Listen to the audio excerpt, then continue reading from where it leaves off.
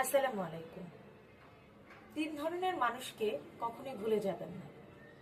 Number 1, যে মানুষগুলো সব সময় আপনাকে বিপদে ফেলে। সব সময় এই মানুষগুলোর জন্যই আপনাকে বিপদে পড়তে হয়। নাম্বার 2, যে মানুষগুলো বিপদে কোনোদিনই আপনার পাশে এসে দাঁড়ায়নি, সহযোগিতা সহমর্মিতা দিয়ে কোনোদিনই আপনার মনোবল বৃদ্ধি করেনি। নাম্বার 3,